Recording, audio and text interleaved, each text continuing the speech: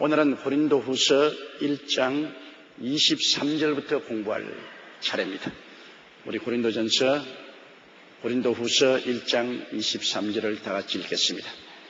내가 내 영혼을 두고 하나님을 불러 증거하시게 하노니 다시 고린도에 가지 아니한 것은 너희를 아끼려 함이라. 굉장한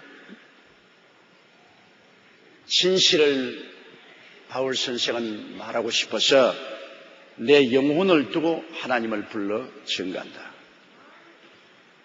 영혼을 둔다는 것은 내 목숨을 내놓는다 그 말인 것입니다. 왜냐하면 영혼을 떠나면 육체는 죽는 것이 아니니까 영혼을 두고 내가 너희들에게 증거한다. 그것은 내 목숨을 바쳐서 진실을 말하고 거짓말을 말해야 한다. 거기다가 또 보태어서 하나님을 불러 증거하기. 하나님께서 나의 자초시종을 다 아시는 것이므로 하나님을 불러 증거하게 한다. 이건 어마어마한 진실을 고린도 교인들에게 말한다는 것입니다. 바울 선생께서 고린도 교회에 가지를 아니한 것을 그 사람들은 비난했습니다. 바울 선생이 처음 고린도 교회를 개척하시고 그 다음 고린도 교회에 여러 가지 문제가 발생해서 고린도 전서를 써서 보내고 난 다음 고린도 교회를 방문했습니다. 그러고 난 다음 제3차 고린도 교회를 바울 선생께서 방문하려고 하시다가 방문하지 아니하시고 기도를 통해서 한 편지를 보냈습니다. 그러니까 바울 선생이 방문하지 않은 일에 대해서 왈가왈부하는 여러 가지 비난 성명이 많았습니다. 고린도 교회가 거짓 선생이 들어와서 교회를 어지럽혀 많은 사람들이 바울을 반역하고 바울 선생을 비난하고 공격하고 그렇게 했습니다. 그렇게 해서 바울 선생이 고린도 교회에 3차 방문을 하려고 했다가 주님 그것을 중지시켰습니다. 하나님 뜻이 아닌 것으로 알고 중지시켰는데 거기에 대해서 여러 가지 비난하고 공격하고 했습니다. 그러므로 바울 선생께서 내가 내 영혼을 두고 하나님을 불러 증거하시게 하노니 고린도에 가지 아니한 것은 너희를 아끼리 함이라고 하죠.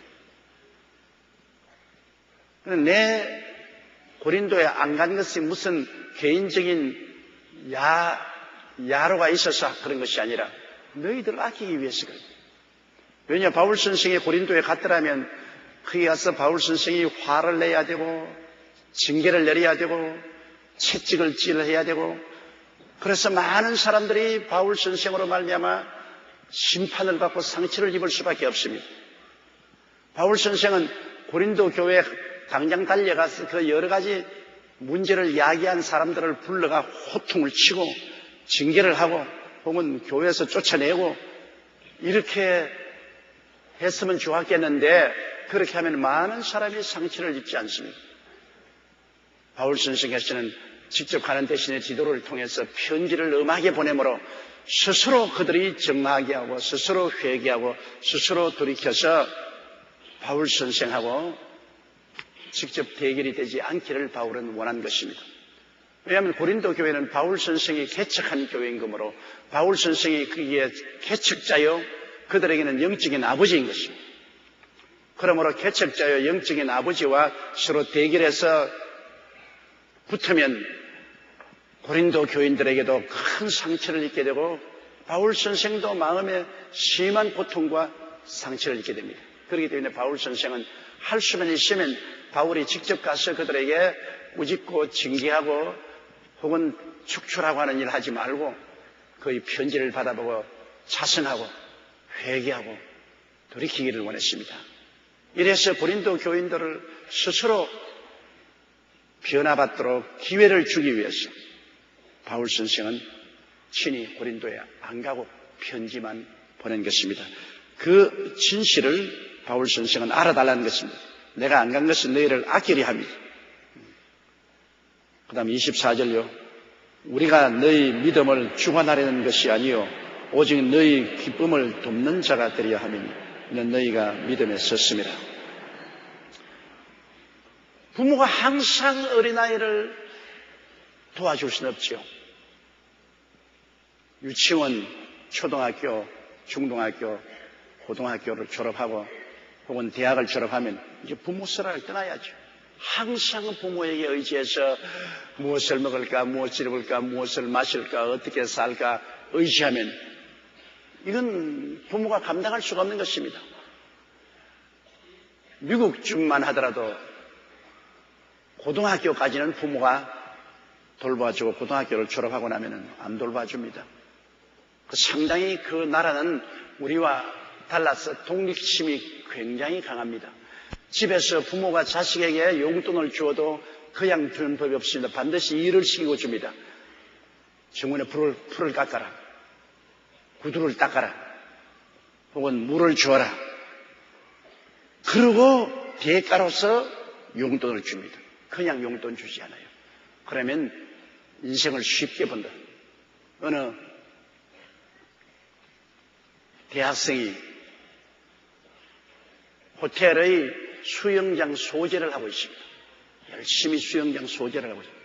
그 한국 사람이 그곳에 투숙을 했는데 그 소재하는 사람의 내역을 알아보니까 그 도시의 아버지는 백만장자라 잘 사는 아버지인데 그 아버지의 아들이 노동자가 되어서 호텔 수영장을 소재하고 있습니다.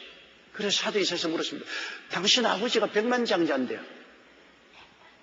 아유, 당신이 수영장에 와서 이렇게 아르바이트하고 있으면 어떻게 하느냐. 그러니까 이 사람이 이상하다는 듯이 쳐다보고 아니 우리 아버지가 부자지 내가 부자입니까? 우리 아버지가 부자라고 해서 내가 당연히 부자라고 생각하는 것은 이상하지 않아요. 독립심이 강합니다. 맞았죠. 부자는 아버지가 부자지 자기는 부자가 아닌 것입니다. 자기는 또 자기 인생을 자기가 살아야 되는 것입니다. 그렇기 때문에 과보호는 자식들을 독립하지 못하게 만들어줍니다. 우리 한국 부모들은 자식에 대한 사랑이 좀 넘쳐서 과보호를 하는 경향이 많습니다. 너무 과보호를 해가지고서 자식들이 아무것도 못하게 합니다. 조그마한 아르바이트를 하고 지문 배달이다 하고 무슨 심부름이라도 해서 또 말하면 야 그거 가지고 몇 푼 번다 그러냐. 그만 내가 줄 테니까 넌 집에서 놀아라. 그래가 아주 자식들이 의존하게 만드는 거죠. 그래가 몸은 다 커서 장성하나 마음은 아직까지 어린아이 같아서 항상 아버지에 돈 내놓으라고 어머니에게 돈 내놓으라고 손 내밉니다. 그리고 돈 주면은 그것을 쉽게 먹이고 유흥비로 땄습니다. 술 먹고 놀러 다니고 수영비로 다 써버리고 또 돈 내라고 돈 내라고. 돈은 자기가 스스로 벌어보면 얼마나 돈 벌기가 힘이 들고 고통스럽다는 것을 깨닫기 때문에 돈 잘 못 씁니다. 그래서 옛말에 있잖아요. 버는 사람 따로 있고 쓰는 사람 따로 있다고.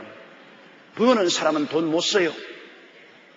돈 버는 것이 너무나 힘들기 때문에 버는 사람은 돈을 아끼고 못 씁니다. 그러나 돈을 벌지 않고 받아 쓰는 사람은 그 돈 버는 것이 그렇게 어렵다는 것을 느끼지 못하기 때문에 쉽게 돈을 쓰게 되는 것입니다. 이래서 신앙도 한 가지입니다. 신앙도 항상 주의 종이 혹은 장로님 혹은 셀리더들이 따뜻거려주고 돌봐주면 그 신앙이 자라지 못해요. 신앙도 스스로 서서 문제가 생기면 기도하여 해결하고 마귀와도 스스로 싸우고 스스로 일어나서 말씀도 읽고 전도도 하고 그렇게 해야지 밤낮 주일날 차 가지고 가서 교회 갑시다. 아유 오늘은 좀 안 가고 싶다. 아유 빨리 차 타라고. 그래가 이 셀리드가 자동차 태워서 교회 데리고 와서 예배 드리고 그 다음에 또 점심 먹여주고 그리고 또 태워서 집에 갖다 주고 밤낮 그렇게 하면 그 사람 신앙이 전혀 발전하지 못한다. 제일 처음에 어린 신앙일 때는 뭣도 모르고 있을 때는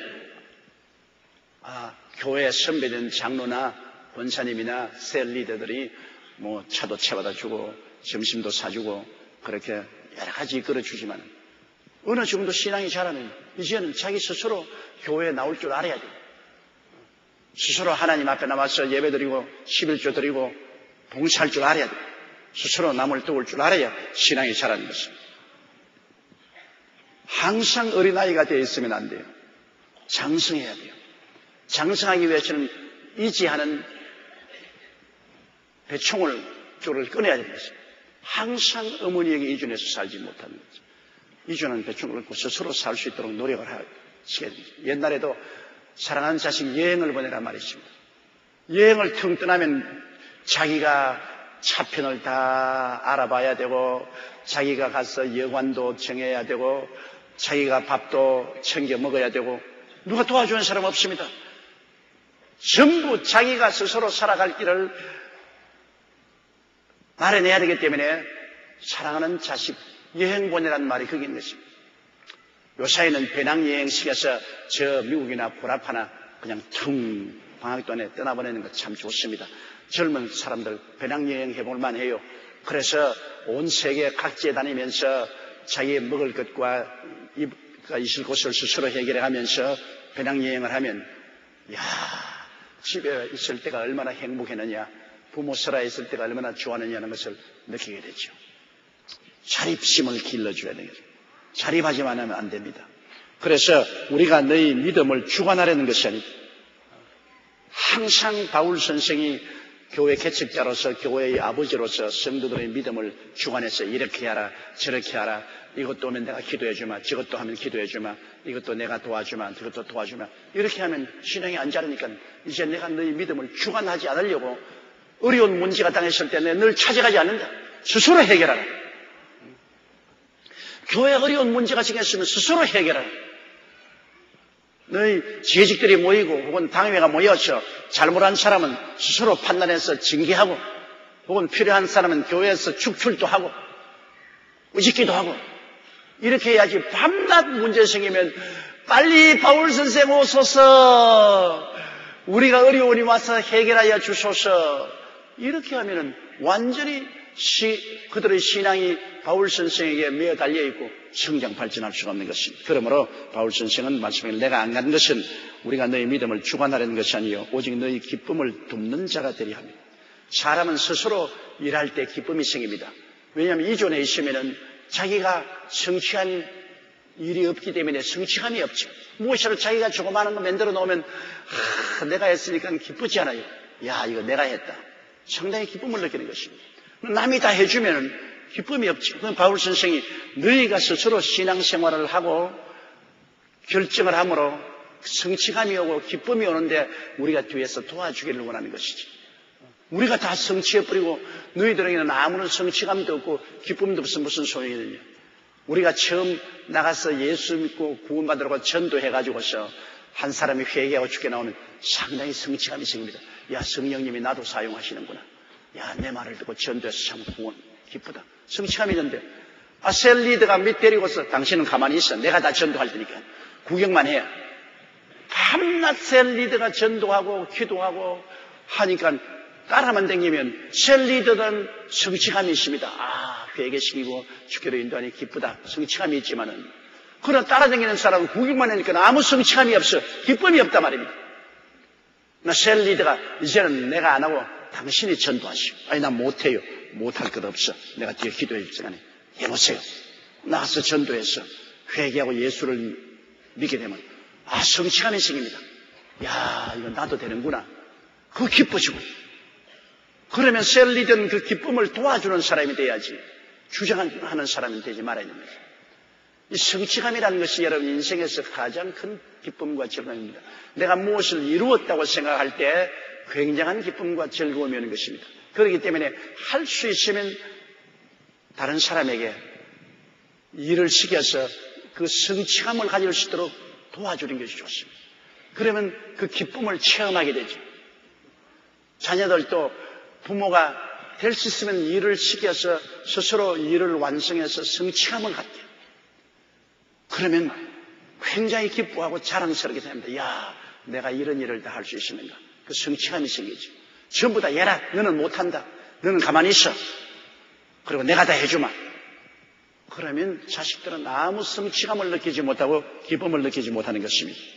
그러므로 여기 바울 선생은 너희 기쁨을 돕는 자가 되리 하미니 너희가 믿음에 섰습니다. 이미 여러분 예수 그리스도를 구주로 믿고 말씀에 서서 걸음만 믿음을 하기 시작하면 믿음에 선 사람입니다. 주일날 오고 11조 드리고 말씀 읽고 기도하고 그러면 벌써 걸음마 신앙이라도 이미 신앙이 선 사람이에요. 그럼 될 수 있으면 그 사람들이 스스로 하도록 자꾸 도와줘요. 스스로 하도록. 우리 셀리들도 그렇습니다.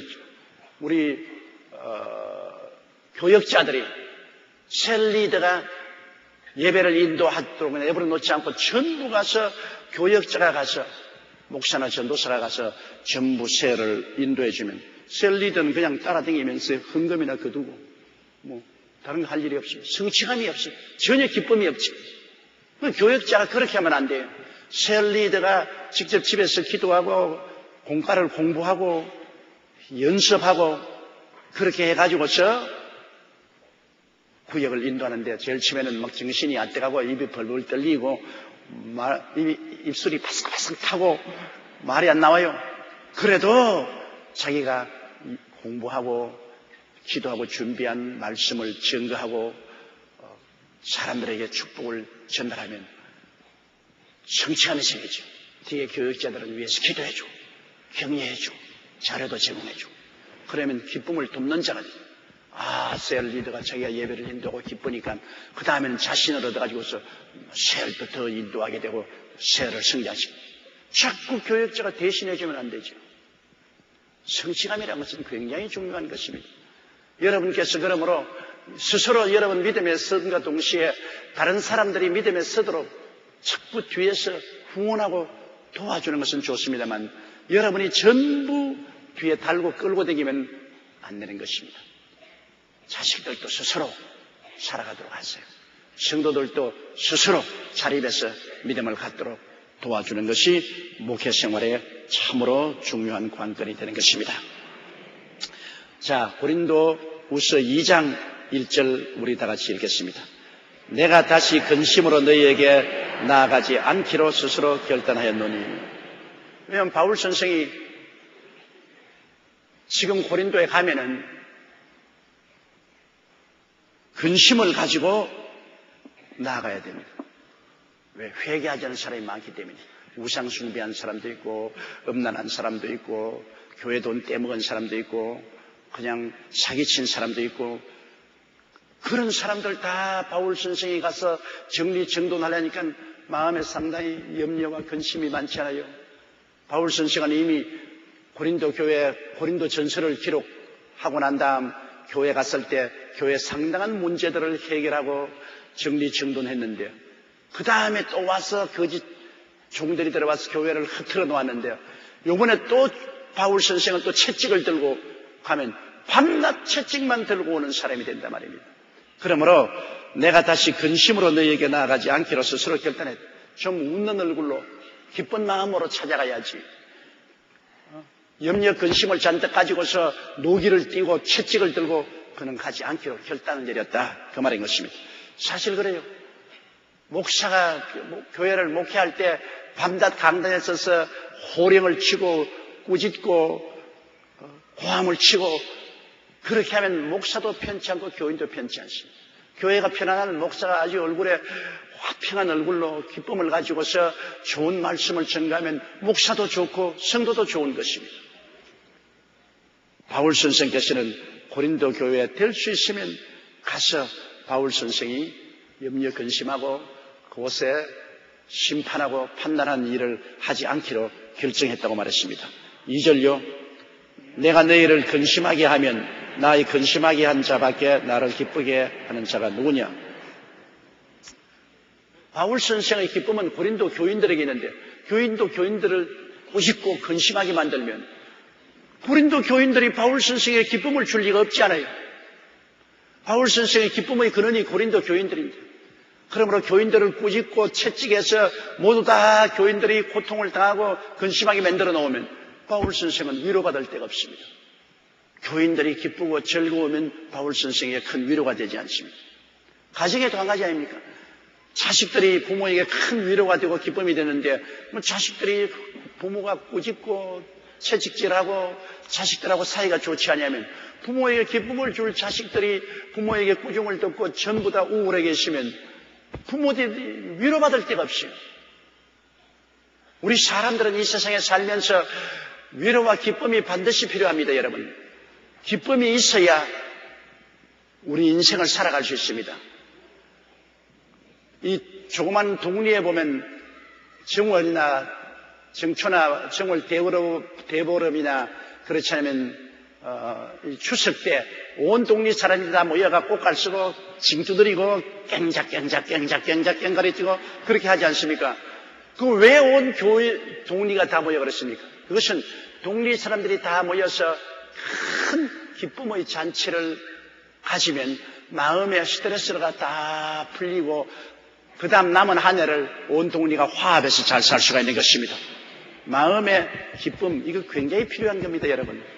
마음의 기쁨이 모든 마음을 치료하고 스트레스를 풀고 좋은 관계를 맺기 때문에 각 도시나 촌락에서 이와 같은 축제를 하는 이유가 거기에 있는 것입니다. 축제 한마당이 마음속에 기쁨을 가져와서 치료하는 것입니다. 그리고 마음에 황홀감을 줌으로 말미암아 그들이 앞으로 살아갈 수 있는 힘과 용기를 가져오는 것입니다. 이 가정도 안 가죠. 결혼해서 자식 놓고 그냥 산다. 큰 문제 없이 산다. 그래도 세월이 흘러가면 지쳐지는 것입니다. 남편도 지치고 아내도 지치고 가정생활에 지쳐버립니다. 그러면 뭐가 필요합니까? 그 가정에 한번 기쁨을 확 주어가지고서 황홀감이 들어와서 그 모든 지친 것을 다 씻어버리고 다시 앞으로 살아나갈 수 있는 힘과 용기를 가져야 됩니다. 어떻게 그런 황홀감을 가질 수 있습니까? 그것은 가족 간에 휴가를 한번 같이 떠나는 것입니다. 여름 휴가, 겨울 휴가 같이요.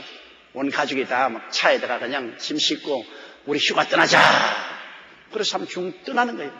떠나서 경치도 보고 가서 음식도 새로운 걸 먹고 새로운 사람들을 만나고 함으로 말미암아 마음의 황홀감을 느끼면, 엑스타시를 느끼면 모든 피로가 사라지고 다시 살아갈 수 있는 용기와 힘이 생기고 기로를 치는 거예요. 우리가 가족들이 한 달에 한 번이나 두 번씩 모여가 외식을 한다는 것은 좋은 일입니다. 집에서만 밤낮 밥 먹지 말고 포장마차집에 가더라도 같이 나가가지고서 한번 외식을 하는 그런 것도 조그마한 기쁨입니다. 그 기쁨의 문제를 해결해요. 어느 아주 노랭이 남편이 있었는데 그 부인이 늘었는데 우리는 외식도 한번 안 하고 밤낮 집에서만 밥을 먹고 기쁨이 하나도 없다 그러니까 그래? 그러면 오늘 저녁에 외식한다. 그러니까 부인이 너무 좋아가 애들 보고 야 아버지가 오늘 외식한대. 우리 외식한대. 애들도 좋다고 박수를 쳤어. 저녁이 되자 부인이 곱게 단장을 하고 애들도 다 긴장을 하고 아버지가 외식 데려간다고 좋아하니까 아버지가 와서 여보 저 마당에 득석 깔아.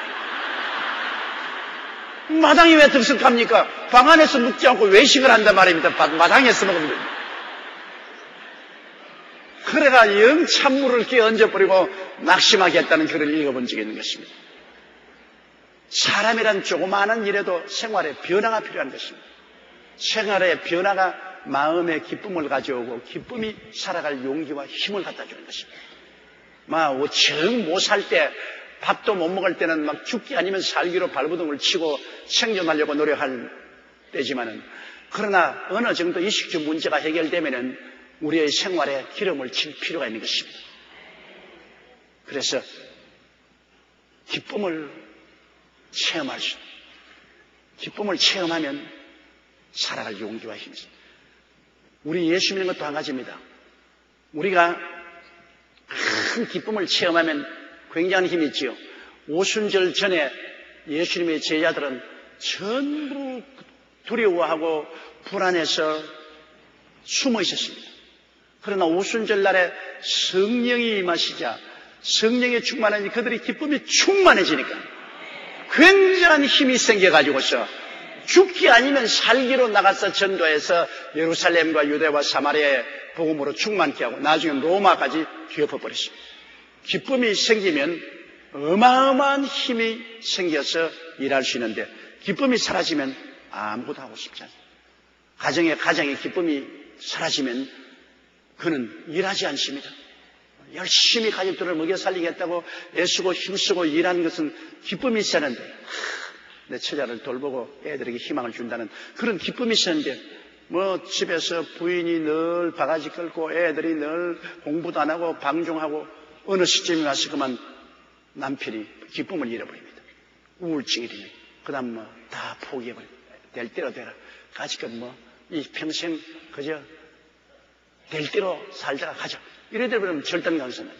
기쁨이 있어야 힘을 씁니다. 가정주부도 마음에 기쁨이 있어야 열심히 남편도 받들고 애들도 돌보고 가정이 일단 마음에 기쁨이 있어서 아주 힘이 생깁니다. 기쁨을 잃어버리면 머리 지금 끄고 아침에도 일어나지 않고 늦잠 자고 몸 단장도 안 하고 이렇게 애들이 엄마 밥 찾아 먹어! 저기 갖다 놔지. 냉장고에 갖다 놔. 집안 소유도 안 하고 옷도 이렇게 입고. 이러면 절단강산이 나는 것입니다.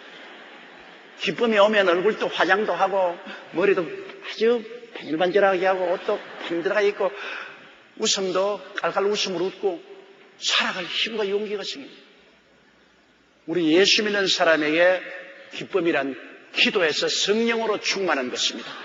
성령은 바로 기쁨입니다. 성령이 오면 말로서 표현할 수 없는 기쁨이 오죠. 그러므로 우리가 말씀을 읽고 열심히 기도해서 성령 체험을 종종해야 됩니다. 성령 충만했으면 또 재충만하고 또 재충만했으면 또 기도해서 또 재충만하고 그러면 마음속에 황홀감이 늘 있기 때문에 열심으로 주를 위해서 일할 수가 있는 것입니다. 옛날에 우리 서대문에 있을 때와 여기 여의도에 처음 나왔을 때 우리 셀 리더들이 어마어마하게 일을 했습니다.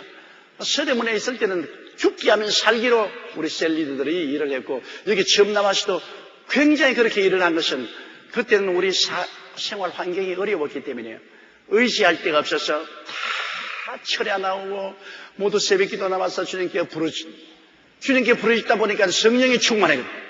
성령이 충만하니까 기쁨이 넘치니까 막 기뻐하는 바람에 까짓것 두고 보자 막 뛰기 시작하는 거예요. 그냥 집집마다 신방하고 집집마다 예수 전도로서 사람들을 이끌어내고 교회에 데리고 오고 기쁨이 충만했어요.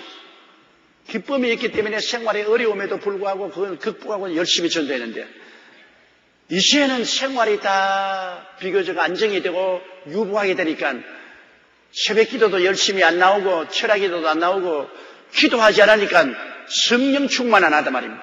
성령 충만 안 하니까 기쁨이 사라졌어요. 그저 그날이 그날이고 또 그날이 그날이고 아무 변화도 없이 그렇게 기쁨이 없으니까 내가 나가서 남에게 전도하고 남에게 인도하고 하나님께 영광을 돌리겠다는 유혹이 생겨나지 않는 것입니다. 기도하지 않기 때문에. 그래서 어느 나라든지 가만히 보면 핍박이 심할 때 교회가 크게 자랐습니다. 많이 기도하니까. 그러나 편안하고 잘 살게 되면 신앙이 떨어졌습니다. 그리고 전도가 떨어졌습니다. 우리 한국의 전반적인 교회가 성장이 정체되고 교회가 발전이 안 되고 있는 것은 그만큼 한국이 잘 살게 되었다 그 말인 것입니다. 그래서 잘 살게 되니까 답답한 일이 없으니까 기도를 안 하지. 사람은 답답해야 기도하지 답답 안 하면 기도 안 해요. 그 답답한 일이 없어 기도를 열심히 안 하니까 성령 충만하지 않죠.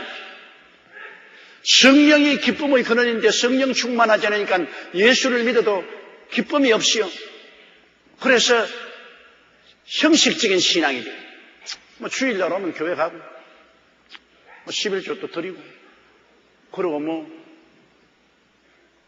내가 예수 믿는 사람이라든 그러한 자부심을 가지시면 되지 나가서 남에게 전도하고 예수 믿으라고 할 필요도 없으면 구역 예배 왜 나가는 주일날 한 번만 나가면 되겠고 수요일날 한 번 나가면 되지 구역은 왜 나가는 셀 리더 아이고 내가 그 귀찮게 그거 왜 해 모든 것이 귀찮아지고 자기 편리만 추구합니다. 기쁨이 없기 때문에. 그러므로 여러분 성경 말씀 보면 하나님께서 가난한 사람을 택하여 믿음에 부욕해 했다는 이야기가 있습니다. 야고보서에 있습니다. 가난한 사람은 주님께 부르짖어 기도하기 때문에 성령 충만하여 믿음이 부욕해 되고 기쁨이 충만해서 열심히 전도하게 됩니다. 제일 우리 신앙생활에 중요한 것은 말씀 읽고 기도를 많이 해서 성령이 충만한 것입니다. 성령이 충만하면 기쁨이 있어요. 기쁨이 있으면 살아갈意欲과 용기가 있는 것입니다. 그것은 개인의 삶에도 반드시 엑스타시, 황홀의 체험이 있어야 되고, 가정에도 항상 기쁨을 가져올 수 있는 기회를 만들어서 엑스타시가 있어야 되고, 사회도 기쁨을 가져올 수 있는 그러한 사건들이 있어야 되는 것입니다. 그러면 개인도, 가정도, 사회도 활기차게 됩니다. 기쁜 소식이 없이 늘 우울하고 슬픈 소식만 있으면 사람들이 다 낙심하고 좌절하게 되는 것입니다. 이러므로 바울 선생은 말하기를, 내가 너희를 근심하게 하면 나의 근심하게 한 자밖에 나를 기쁘게 하는 자가 누구냐? 내가 너희에게 근심시켜놓고 나면 너희들이 근심해서 너희에게 기쁨을 주지 못하면 나도 목회할 의욕도 사라지고 너희들도 교회에 와서 예수 믿는 의욕이 사라지지 않겠냐, 그 말인 것입니다. 3절요. 내가 이같이 쓴 것은 내가 갈 때 마땅히 나를 기쁘게 할 자로부터 도리어 근심을 얻을까 염려하며 또 너희 무리를 대하여 나의 기쁨이 너희 무리의 기쁨인 줄 확신함이라. 바울 선생께서 이같이 썼다. 다시 말하면 내가 왜 고린도에 지금 가지 않았느냐, 고린도의 교회가 아주 서산하고 좋지 않은데 왜 안 가느냐, 그 이유는 내가 이같이 쓴 것은 내가 갈 때 마땅히 나를 기쁘게 할 자가 너희인데, 내가 가면 나를 환영해주고 우리 목사님 오셨다, 우리 사도님 오셨다고 나를 대접해주고 기뻐해주고 내가 말씀을 전가하면 함께 아멘 할렐루야를 하고 찬송하고 이렇게 해야 될 너희들이 내가 가자마자 고약한 사람들, 어떻게 예수를 이렇게 믿느냐, 교회를 이렇게 풍지박산 맞느냐, 너희들이 그래도 소위 신자냐, 이렇게 꾸짖어 놓으면 바울 선생 보고 환영도 하지 않을 것이고 입이 미죽하게 돼가지고서 와서 우리 꾸짖기만 하고 야단만 치고 뭐 바울 선생 와서 우리에게 좋은 게 뭐냐, 이렇게 되고 마는 것입니다. 그렇기 때문에 바울 선생은 그걸 두려워하는 것입니다. 내가 이같이 쓴 것은 내가 갈 때 마땅히 나를 기쁘게 할 자로부터 근심을 얻을까, 나를 기쁘게 해줄 자가 기쁘게 안 해주고 오히려 근심을 얻을까 염려하며 또 너희 무리를 대하여 나의 기쁨이 너희 무리의 기쁨인 줄 확신. 내가 너희로 말미암아 기뻐하면 너희는 또 나로 말미암아 기뻐하지 않느냐. 서로 기쁨을 주는 것입니다. 바울이 오니까 기쁘고 또 저들이 환영하니까 기쁘고. 제가 이 본교회 말고 우리 지성전에 가면 한 달에 한 번씩 우리 지성전 쭉 돌잖아요. 지성전 성도들이 얼마나 기뻐하는지 몰라요. 우리 본교회 목사님 왔다고 박수를 치고 전부 서서 너무너무 기뻐하니까 또 나도 그들 보고 굉장히 기뻐요. 이렇게 나를 환영하고 기뻐해 주니까 나도 기뻐서 설교도 신바람 나게 하고 열심히 더 기도를 해드려야 되겠다 싶은 생각이 나고. 기쁨이란 것이 서로 주고받는 거예요. 내가 그들의 기쁨이 되고 그들이 나의 기쁨이 됩니다. 바울 선생이 바로 그리 나의 기쁨이 너희 무리의 기쁨인 줄을 확신합니다. 남편이 아내의 기쁨이 되고 아내가 남편의 기쁨이 돼야 돼요. 남편이 집에 오면 아내가 남편 때문에 기쁘단 말이에요. 우리 남편이 집에 돌아오고 있으면 정말 기쁘다. 그리고 또 남편은 아내가 곁에 있으니 정말 기쁘고 좋다. 서로 기쁨을 주고받는 거예요. 기쁨이란 혼자서 기뻐하지 않은 거예요. 내가 기쁨을 주고 또 기쁨을 받는 것입니다. 슬픔은 나눌수록 적어지고 기쁨은 나눌수록 커지는 겁니다. 서로 자꾸 기쁘게 해줘야 돼요. 서로 자꾸 염려하게 만들고 서로 자꾸 슬프게 만들면 이 세상 살맛 없어져요. 이러므로 어찌하든지 우리는 서로 기쁘게 하려고 노력을 해야 돼요. 모든 것이 여러분 공짜는 없어요. 수고하지 않고 생겨나나요? 그러므로 남편은 어떻게 아내를 기쁘게 해줄까 늘 생각해야 돼요. 우리 집사람을 어떻게 내가 기쁘게 해줄까, 어떻게 즐겁게 해줄까. 또 아내는 내가 남편을 어떻게 기쁘게 해줄까, 그런 생각을 해야 돼요. 부모는 자식을 어떻게 기쁘게 해줄까, 자식은 또 부모에게 어떻게 기쁨을 해줄까, 그런 생각을 해야 돼요. 또 교회 오면 목사는 성도들을 어떻게 기쁘게 해줄까, 어떻게 말씀을 잘 증거하고 성도들에게 희망을 주고 꿈을 심어주고 용기를 주고 믿음을 주고 영혼이 잘 뛰고 범사에 잘 뛰며 강건하고 생명을 얻어 넘치게 얻도록 도와주고 기쁨을 줄까? 늘 그 생각으로 노력을 해야 되고 또 성도들은 교회에 와서 우리가 예수 잘 믿고 하나님 섬기고 충성해서 열매를 맺음으로 우리 주의 종에게 기쁨을 줘야 되겠다. 서로 기쁨을 주는 거예요. 저도 여러분에게 기쁨을 드리고 여러분도 저에게 기쁨을 주는 것입니다. 오늘 또 여러분이 이 추운데 교회에 가득히 와서 앉아 있으니까 제가 안 기쁠 택이 있어요. 내 증거하는 말씀을 듣고 은혜를 받기 위해서 이 바쁜 세월에 멀리까지 나와서 이렇게 앉아 있으니 얼마나 내가 고맙고 기쁘잖아요. 또 여러분은 제가 열심히 기도하고 준비해서 하나님 말씀을 여러분 입에 속속 넣어드리니까 말씀이 맛이 있고 기쁘고 좋잖아요. 서로 기뻐한다. 서로 기뻐.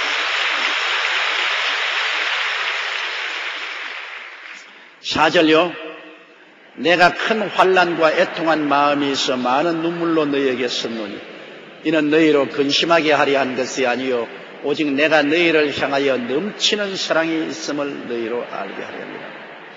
바울 선생은 고린도 교회에 찾아가 대신에 디도를 통해서 편지를 보냈습니다. 고린도 후서가 오기 전에 고린도 전서 말고 고린도 후서 사이에 그들에게 바울이 편지를 쓰는데 바울의 감정을 한번 보십시오. 바울이 참 감정이 풍부한 분입니다. 내가 큰 환난과 애통한 마음이 있어. 고린도 교인들을 생각하니까 애간장이 끊어져.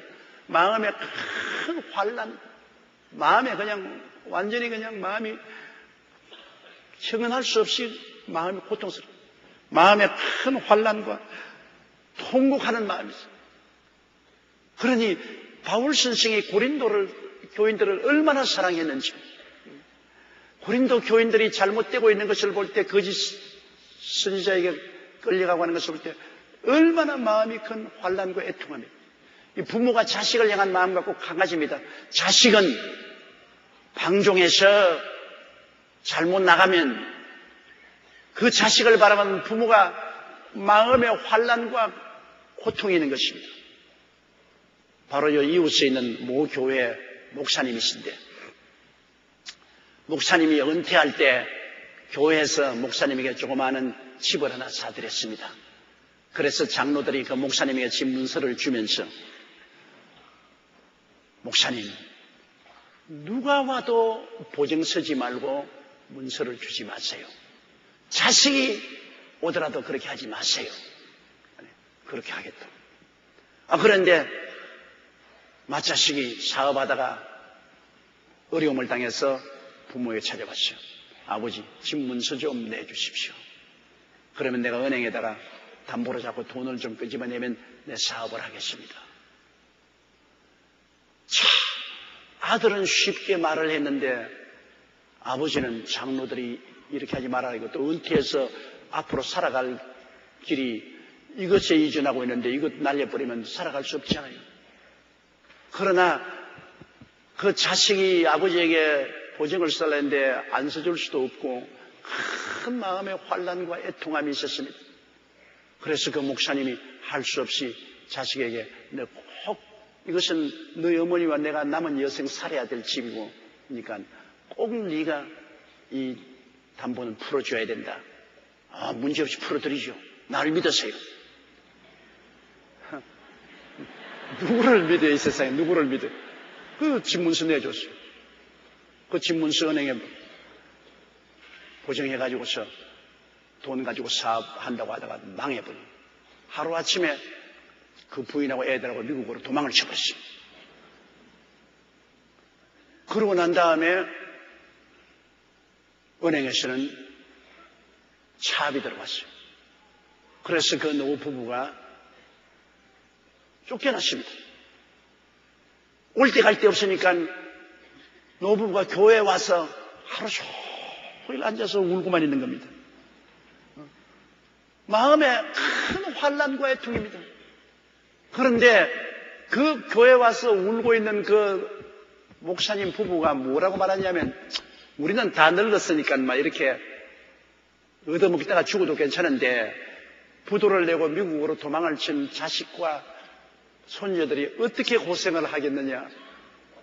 오히려 그 자식 위해서 마음에 애통하고 큰 마음의 환난과 고통을 부모니까. 그리고 장로님들이 보니 참 기가 막히거든요. 아침 저녁으로 그냥 교회에서 전에 담임 목사 부부가 그냥 교회에 앉아가지고서 울고만 있는 거예요. 그래 할 수 없어 또 교회에서 힘을 써가지고서 조그마한 판잣집 하나를 구해줬습니다. 판잣집에 나가는. 그런데 나중에 그 교회 장로님이 미국 가보니까 그 자식은 미국에 가서 어찌어찌 해가지고서 직장도 없고 사업을 해서 뚱뚱하게 잘 살아요. 그래서 물었습니다. 아니, 당신 아버지 목사님, 어머님이 집도 쫓겨나고 지금 판잣집에 들어가서 고생하고 있는 거 아니니까 노인들 얼마 있으면 죽을 건데 그 고생한 데는 무슨 소용이냐. 우리 젊은이가 살아야지. 그래서 그 장로님이 내게 와서 말하기를 나는 하늘이 아득합니다. 세상에 이럴 수 없이 늙은이니까 이제 죽을 날이 다 됐으니까 그러다 죽으면 그뿐이고 우리 젊은이가 살아야지. 그러면서 추호도 그 부모님에게 미안함을 느끼지 않더라. 세태가 이렇게 되었다. 그런데도 그 부모는 지금도 그 자식이 미국에서 고생한다고 마음에 큰 환난과 애통을 가지고서 기도를 하고 있다. 부모가 된다는 것은 큰 죄입니다, 여러분. 부모 되는 거 쉽지 않아요. 부모는 절대로 쉽지 않습니다. 왜냐하면 그것은 하나님이 준 천륜의 사랑이기 때문에 안 그럴래도 안 그럴 수가 없어요. 자식이 못되면 마음에 환난이 오고 애통이 오는 것 안 그럴래도 안 그럴 수 없어요. 나는 그 부부간에 우리 성도 보니까 자식이 잘못됐는데 남편이 부부간에 고통을 하다가 남편이 부부가 야! 안 낳은 줄 생각하고 잊어버려! 아직은. 그러고 난 다음에 돌아앉아가 잊어버리긴 뭘 잊어버려요? 잊어버리시지 않습니다. 천륜이 연결되어 있기 때문에. 부모는 자식에 대해서 잊어버릴 수 없는데 자식은 눈도 깜짝하지 않고 잊어버릴 수 있습니다. 자식은 내리사랑이라 위에서 내려오는 사랑만 받지 밑에 사랑이 위로 올라가지가 않습니다. 그러니까 잊어버린 것이. 부모 사랑은 천륜 사랑이고 자식이 부모 사랑은 의무적 사랑입니다. 그렇기 때문에 성경에 보면 부모들아 자식을 사랑하는 말은 한 구절도 없어요. 창세기부터 계시록까지 부모들이 자식을 사랑하는 말은 한 구절도 없는데 성경에 자식들아 부모를 사랑하는 말은 많이 있어요. 나중에는 하나님 십계명 중에 내 부모를 공경하라. 그래야면 네가 세상에서 잘되고 장수한다. 부모 공경을 안 하기 때문에 네가 부모 공경하면 하나님께서 그 상급으로 세상에서 잘되고 장수할 테니까 마음에 우러나서 하고 싶지 않거든. 세상에서 잘되고 장수하기 위해서라도 해라. 그렇게까지 조건을 내세워놓은 것입니다. 그래서 부모가 자식을 사랑하는 것은 그거는 천륜적으로 하는 것이지만 자식이 부모 사랑하는 것은 의무적이기 때문에 억지로 해야 됩니다. 억지로. 그러므로 잘 자녀들을 교육을 시켜야 돼요. 효도하라는 교육을 시켜야 돼요. 요새 인천 최성교 목사가 그 효운동을 많이 하는데 상당히 감동을 느끼고 있어요. 효를 하라고 가르쳐야 돼요. 자식들은 가르쳐야 효를 합니다. 부모 보고서 자식 사랑하는 거 가르칠 필요 없어요. 안 가르쳐도 해요. 바보도 자식은 사랑해요. 우리 옛날에 시골에 살 때 아래채 바보가 있었는데요. 정말 바보예요. 그런데 그 아버지가 잘 살아가지고서 그 부인은 똑똑한 여자를 얻었어요. 똑똑한 여자를 얻었는데 이제 그 아버지가 죽고 난 다음에 생활이 없으니까 이 사람이 이제 나무를 해서 장터에 가서 팔아서 그래서 이제 겨우 먹고 살죠. 지금 내가 돌이켜볼 때 그 집에는 원시인의 생활이죠. 토담집에서 아무것도 없어요. 그런데 그 집에 딸 둘이를 낳았는데 이 온 동리가 다 아는 바본데도 불구하고 그 딸들을 극진히 사랑을 하더라고요. 그 딸을 업고 안고 돌아다니면서 자기는 바보면서 딸 보고 교훈은 잘하더라고요. 조심해라, 꼭꼭 씹어 먹어라, 일찍이 자라. 그래서 내가 가만 볼 때, 바보인데? 바보가 자기 자식에게 어떻게 저렇게 말하냐?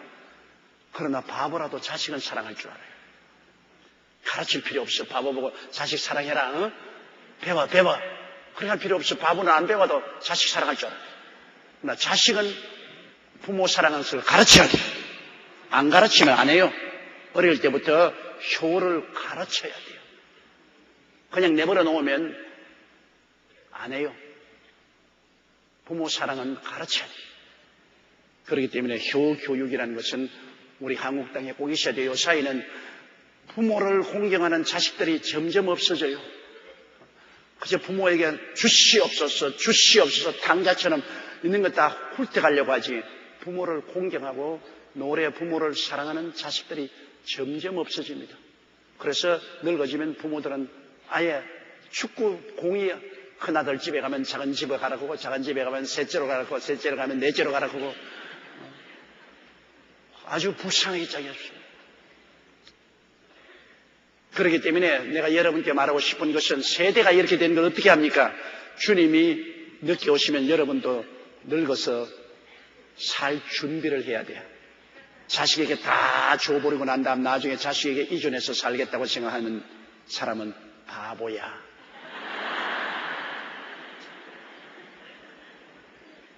또 서로 아들이 부모에게 도와주고 싶어 하더라도 며느리는 남합니까?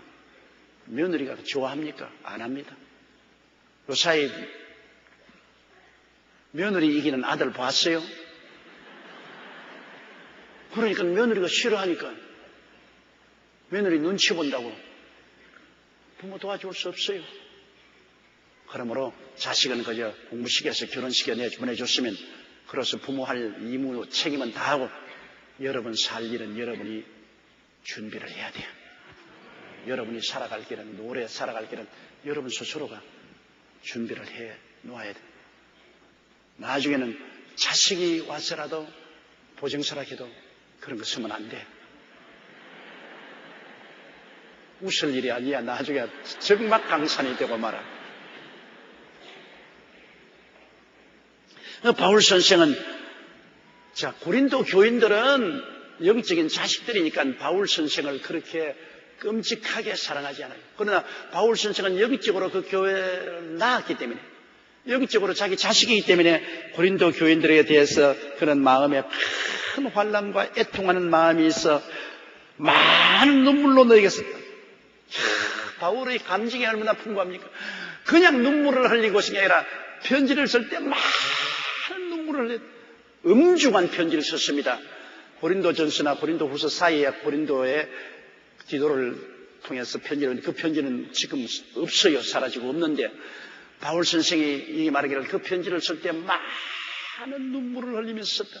너희들은 그 편지를 그냥 받아서 읽었지만 나는 마음의 환난과 애통하는 마음과 많은 눈물을 흘려서 그 편지에 눈물 자국이 툭툭툭툭 떨어지도록 그러한 마음으로서 편지를 썼다. 그것은 이는 너희로 근심하게 하려는 것이 아니요 오직 내가 너희를 향하여 넘치는 사랑이 있음을 너희로 알려. 내가 편지에 너희를 꾸짖고 욕하고 때리고 한 것은 너희 미워서 그런 것이 아니다. 내가 너희 영혼을 너무나 사랑하기 때문에 그렇게 했다는 내 충정을 알아달라. 여러분, 부모가 어린아이들 잘못하면 데려놓고 난 다음 종아리 걷어. 그리고 종아리 걷으면 매료가 때리지 않아요. 매료가 때리면서 부모가 울지 않아요. 저도 우리 애들 어릴 때 잘못한 것 갖다 놓고 매로 때리면서 내가 울었다고요. 자식을 때리면서 그 회초리 하나하나가 자식의 몸에 얻어맞는 만큼 부모의 가슴에 멍을 남겨놓는다. 자식 때려놓고 난 다음에 이제 방에 들어가서 엉엉 울었어. 그만큼 부모는 자식에 대한 불쌍한 마음이 있어. 그리고 나중에 자식 보고 뭐라고 하니까 내가 너 때린 것은 미워서 때린 거 아니다. 너 잘 때라고 때린 것이다. 아버지는 나를 사랑하지 않고 나에게 꾸중만 하고 때리기만 해. 야 이놈아, 내가 이렇게 하는 것은 내가 하고 싶어 하느냐? 나도 때리고 싶지 않다. 나도 너 때리면 내 마음에 멍이 든다. 그러나 내가 너를 때리는 것은 너 잘 때라고 때리는 것이다.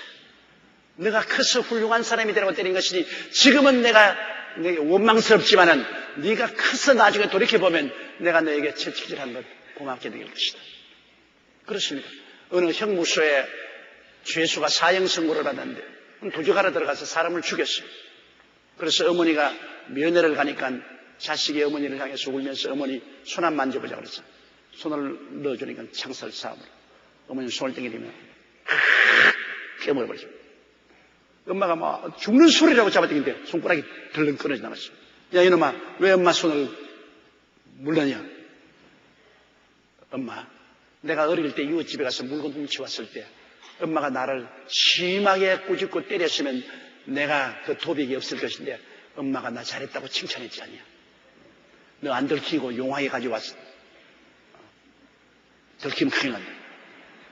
엄마가 내가 조그마한 물건을 이웃 훔쳤을 때 나를 심히 매질하고 때리지 않냐고 나를 오히려 보호해주고 칭찬해줬기 때문에 그것이 도백이 늘어서 오늘날 내가 살인강도가 됐잖아. 내가 지금 죽는 것은 어머니 때문에 죽는다. 그 엄마가 그 말 들었을 때 그 마음이 얼마나 괴롭습니까? 바늘 도둑이 소도둑 된다. 그 왜냐? 때리지 않았기 때문에. 성경 말씀에는 자녀 기를 때 채찍을 때리란 말이 많이 나옵니다. 요사이는 자녀 학대라고 해서 못 때리게 하지만 나쁘게 먹은 자녀를 무자비하게 학대하는 사람도 있지만 그렇지 않고 정상적인 부모가 자식들에게 매질하는 것은 잘 때려가는 것입니다. 성경에는 매질하라고 했습니다. 자식을 때리면 그 영혼을 구원한다고 말했고 매는 그 마음의 어리석음을 내쫓는다고 그랬습니다.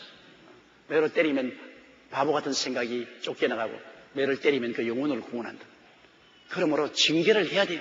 하나님도 사랑하는 자식을 징계하는데 부모가 자기 자식을 징계하지 않고 과보해서 오냐 너 좋다 오냐 해놓으면 나중에 그 자식 어딜 갑니까? 완전히 망나니가 되고 마는 것입니다. 그러나 바울 선생께서 엄중한 편지를 쓸 때 그 편지를 쓰는 바울의 마음이 내가 이 편지를 쓰면 고린도 교인들이 얼마나 고통스럽고 괴로워하고 어려움을 당할 것이다. 그러므로 그 편지를 쓰면서 바울 선생은 스스로 더 괴로운 마음에 말로 다 할 수 없는 그 환난과 애통하는 마음 가지고 많은 눈물을 흘리면서 엄한 편지를 썼는데 그렇게 편지 쓴 것이 너희들 미워서 한 것이 아니라 내가 얼마나 너희를 사랑한다는 것을 알려주기 위해서 그렇게 했다. 그렇게 말씀한 것입니다. 그러므로 여러분 사랑은 그냥 좋게만 해주는 것이 아닙니다. 사랑은 채찍질도 하는 것입니다. 채찍질하는 것이 오히려 더 큰 사랑일 수가 있는 것입니다.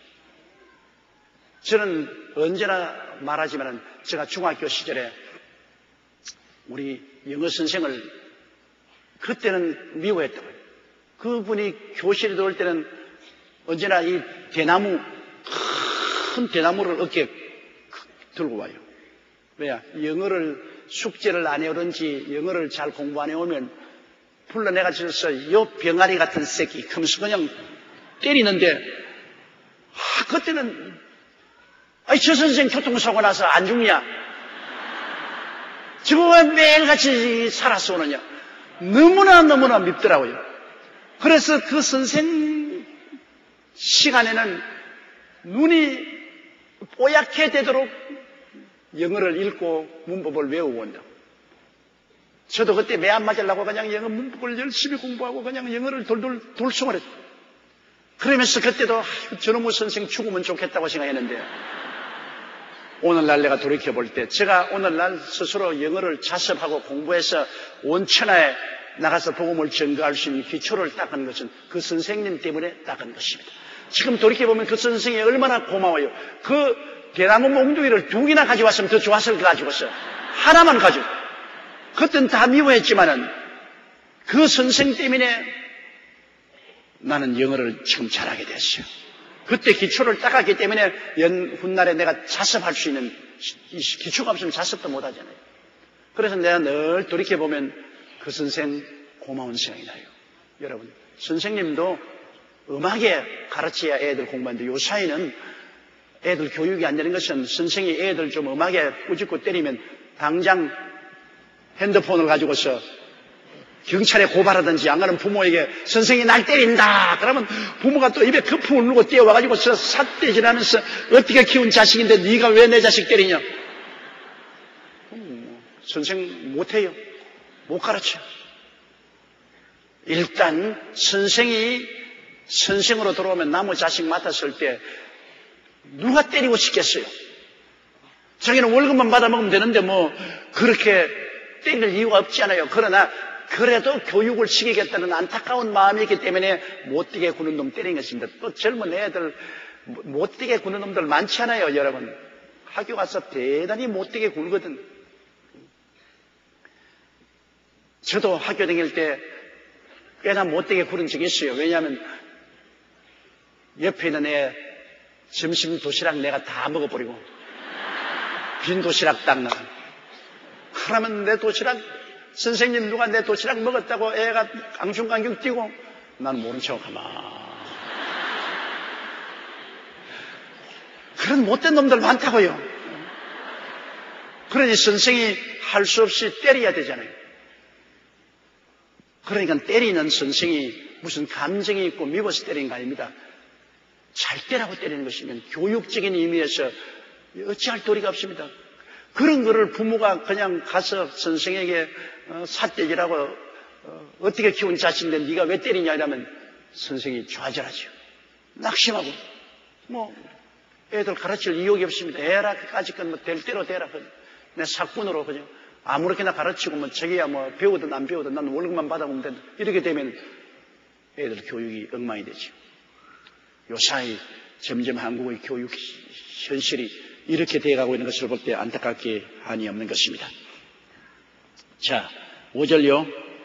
근심하게 한 자가 있었을지라도 나를 근심하게 한 것이 아니요 어느 정도 너희 무리를 근심하게 한 것이니 어느 정도라 하면 내가 너무 심하게 하지 아니하려 함이라.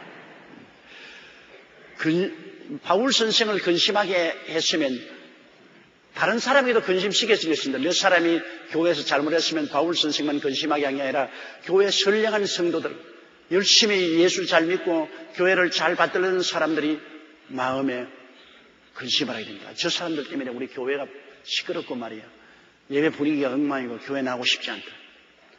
교회가 잘못되는 것은 바울 선생만 괴로운 게 아니라 교회 열심히 나와서 교회를 잘 받들는 사람들도 괴롭힌다. 저도 45년 동안 목회하면서 교회에서 문제가 생기면 나만 고통당하는 건 아닙니다.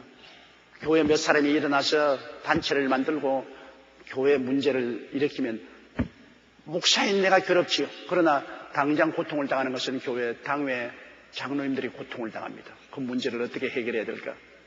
재직들이 고통을 당합니다. 그리고 그 사람들이 교회 분열을 획책함으로 교회가 요란스러워지니 성도들이 고통을 당합니다. 그 바울 선생이 하는 말이 일단 근심하게 한 자가 있었을지라도 나를 근심하게 한 것이 아니요 어느 정도 너희 무리를 근심하게 나만 근심하게 하는 게 아니라 너희 무리를 다 근심하게 하는 어느 정도라 하면 내가 너무 심하게 하지 아니하려면 사실은 굉장히 나쁜 짓 많이 해도 내가 어느 정도라고 말을 하는 것은 너희들을 심하게 다루지 않으려고 내가 말을 이렇게 부드럽게 쓴다 그 말인 것입니다. 너무나 큰 상처를 입혔다 이렇게 말하지 않고 어느 정도 상처 입혔다 이렇게 내가 말하는 것은 너희를 심히 다루지 않으려고 내가 한다. 바울 선생은 어찌하든지 고린도 교인들을 부드럽게 다루려고 하는 그 심정을 여기에서 볼 수 있는 것입니다. 자, 6절요. 이러한 사람이 많은 사람에게서 벌받은 것이 족하거든. 거의 고린도 교회에서는 아마 틀림없이 교회 당회가 이 사람들을 징벌했을 것입니다. 6개월 교회 정지 처분을 했는지 안 그러면 교회에서 축출하는 이러한 정책을 내렸을 것입니다. 그래서 이러한 사람이 많은 사람에게 벌받은 것이 좋아요. 바울 선생의 편지를 받고 그 고린도 교회에서는 긴장을 하고 교회를 분란을 일으킨 사람들을 불러다가 징계를 내리고 적절하게 벌을 내린 것입니다. 그 바울 선생이 나중에 디모데에게서 디도에게 그 이야기를 다 들었습니다.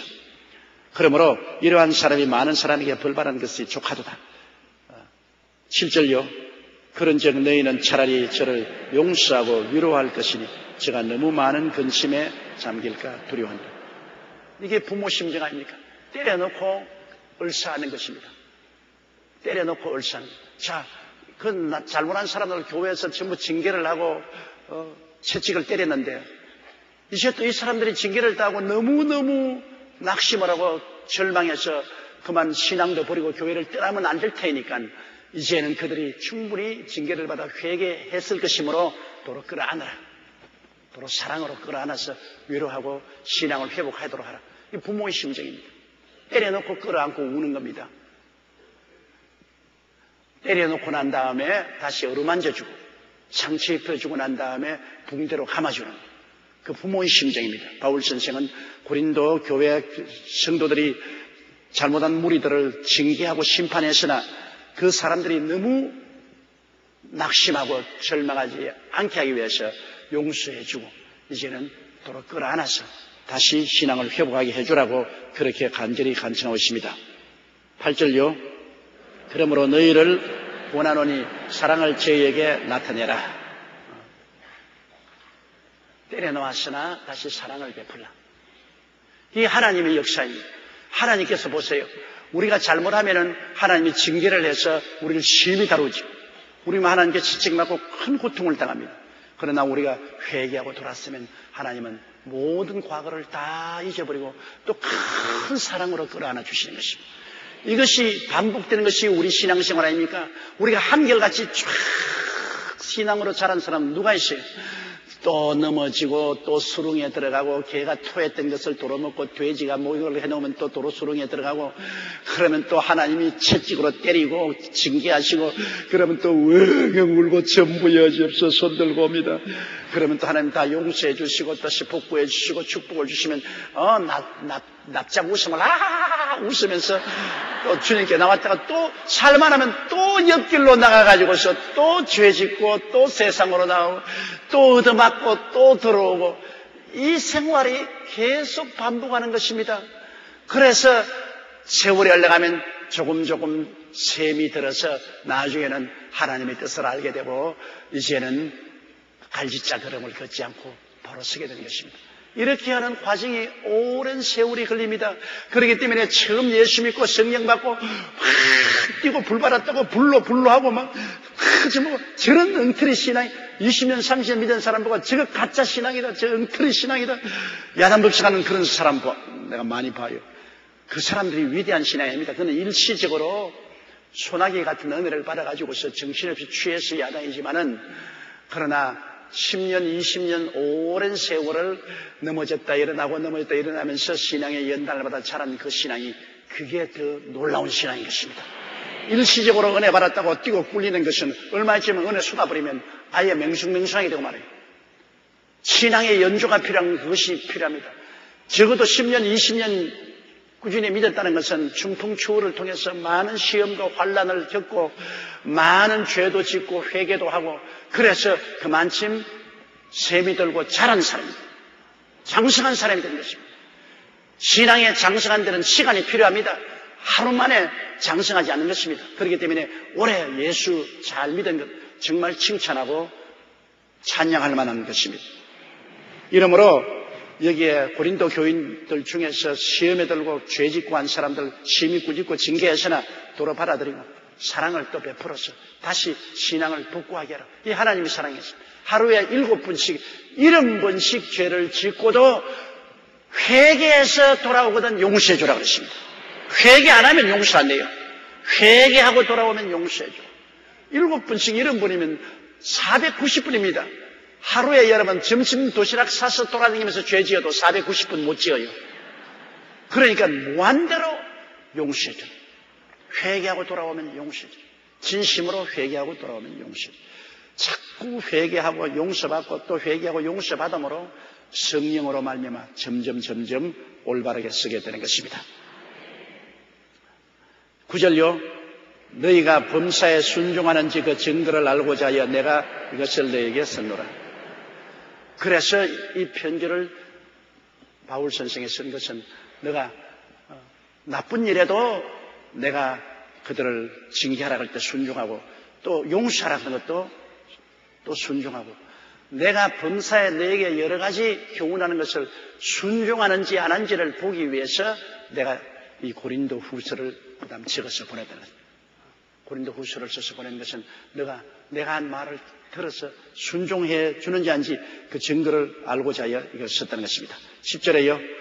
너희가 무슨 일이든지 네게 용서하면 나도 그리하고 내가 만일 용서한 일이 있으면 용서한 그것은 너희를 위하여 그리스도 앞에서 한 것이다. 그러기 때문에 너희가 무슨 일이든지 용서해 주면 내가 따라서 나도 용서해 주겠다.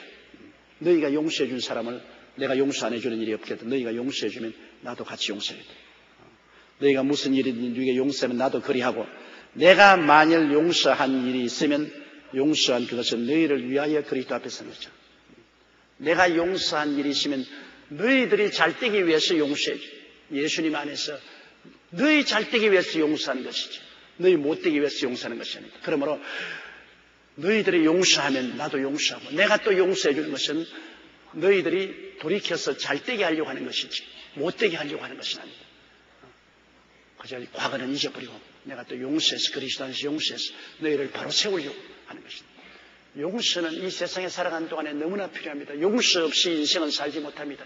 인생은 다 죄를 짓고 불의하고 추악한 사람이기 때문에 불완전하게 짝이 없죠. 그러므로 우리는 끊임없이 용서하고 용서받아야 되는 것입니다. 여러분 부부간에도 그렇잖아요.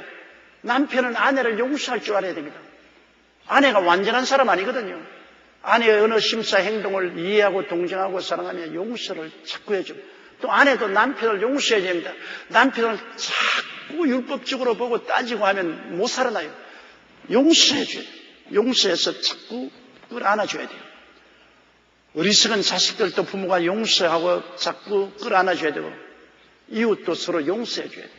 내가 용서해주면 또 내가 용서받을 수 있어요. 그렇기 때문에 우리 주기도문에 우리가 우리 죄를 용서해준 것 같이 우리의 죄를 우리가 우리에게 죄 지은 자를 용서해준 것 같이 우리의 죄를 용서해달라고 주기도문에 그렇게 말했습니다. 우리는 용서해주고 용서받는 일을 해야지 율법적으로 나가면은 살아남을 사람 없어요. 여러분 하나님의 율법으로 딱 가지고서 우리에게 대들면 율법에서 죄인 안 될 사람 누가 있어요? 다 잡히죠. 그러나 예수 그리스도의 십자가 보혈을 통해서 용서를 해요. 그러므로 남편도 용서해줘야 돼요. 아내도 용서해줘요. 부모를 용서하고 자식을 용서하고 그리고 또 이웃도 용서해줘요. 남을 위해서만 용서하는 게 아니라 나를 위해서 용서해줘야 돼요. 용서 안 하면 내 마음속에 하고 품고 있으면 내만 고생하는 것입니다. 사람이 마음속에 미움과 분노를 가지고 있으면 여러분 온몸에 저항력이 없으십니다. 마음에 미움을 가지고 있으면 몸에 병균이나 병에 대한 저항력이 약해지기 때문에 쉽게 병들고 감기 들고 그리고 중대한 병에 걸려서 오래 못 살아요. 사랑은 마음속에 굉장히 몸에 저항력을 일으킵니다. 그래서 몸속에 저항력이 크게 생기므로 병들도 다 물리치고 건강하게 살아요. 용서하고 사랑하고 사는 사람이 심리적으로나 육체적으로 건강하고 행복하고 장수하고 용서하지 못하는 사람은 마음에 병들고 육신에 병들고 불행하고 오래 살지 못해요. 그러므로 용서하는 것은 다른 사람 위해서 용서하는 게 아니라 내 잘 살라고 용서해야 되는 것입니다. 남편 보고 보자. 자기만 불행합니다. 늘 남편처럼만 보면 불행하잖아요. 저 자식이 위선자의 나쁜 놈의 자식. 그러면 자기가 늘 불행하지. 남편은 뭐. 근데 그 남편 미워하는 자기 마음은 괴롭단 말이에요. 자기만 고통스러워요. 나중에 자기 병들어 자기만 죽어요. 그런데 그냥 확 풀어버려요. 용서로. 아이고 하나님, 이 세상에 올바른 사람 누가 있습니까? 다 죄인이지요. 나도 죄인인데 하나님이 알아서 해주시옵소서. 기도나 해주고 하나님 변화시키고 올바른 사람 되게 해주고 기도나 해주고 풀어버려요. 그러면 책임은 하나님이 져주시고 나는 편안해요. 내 마음에 풀렸으니까. 꽁꽁 묶지 말고. 풀어버려야 돼요. 아내에 대해서도 풀어버려야 되고 남편에 대해서 풀어버리고. 사람은 사람이 변화 못 시켜요. 하나님이 변화시켜요. 하나님께 맡겨버려요. 기도와 믿음으로 하나님이 변화시키면 변화되죠. 사람이 우지져가지고 변화 안 됩니다. 사람이 조건 잡아서 변하는 사람 없어요. 자, 요 절만 하고 끝마십시다. 11절요.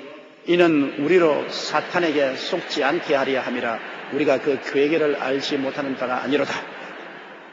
사탄에게 속지 않은, 그건 무슨 말이냐면 용서해 주지 않은 마음은 사탄의 괴계에 빠진다. 미워하면 바로 마귀는 미워하는 것을 통해서 자꾸 분열과 분쟁과 알력과 갈등을 만들어내거든요. 사탄이 하는 바로 괴계가 그것인 것입니다. 미움을 통해서 파괴를 도역질하고 죽이고 멸망시킵니다. 그렇기 때문에 사탄이 와서 미움을 통해서 파괴하는 일을 하기 전에 우리는 용서해버립니다. 용서해버리고 사랑으로 역사하면 사랑 앞에는 마귀가 못 옵니다. 마귀는 흑암이고 사랑은 빛입니다. 빛이 비치면 흑암이 사라지지 않아요. 그래서 마귀의 괴계에 빠지지 않으려거든 미워하지 마라. 성경은 말하기를 분을 내어도 죄를 짓지 말며 해가 질 때까지 분을 품지 마라. 마귀의 시험에 든다고 그랬습니다. 그러니까 분이 나더라도 하루 해가 지기 전에 다 풀어버리고 마귀의 시험에 들지 말아야 돼요. 안 그러면 마귀의 시험에 들어요. 마귀는 언제나 용서해 주지 않은 미운 마음을 통해서 우리에게 와서 도역질하고 죽이고 멸망시킵니다. 용서와 사랑은 하나님께 속에, 미움과 분노는 마귀에게 속했다는 것을 알고 마음에 미움이 들어오고 분노가 들어오면 마귀가 왔다고 아십시오. 여러분, 미움과 분노가 들어오면 벌써 마귀가 여러분 속에 발을 들여 놓았습니다. 그때부터 도역질하고 죽이고 멸망시키는 역사가 일어납니다. 여러분 자신의 마음과 육체와 생활에 벌써 파괴가 오고 그를 통해서 이웃이 파괴가 와요. 그러나 용서와 사랑이 오면 주님이 발을 들여 놓았다고 하십시오. 용서와 사랑이 오면 주님께서 와서 용서와 사랑을 통해서 여러분을 변화시키고 이웃을 변화시킵니다.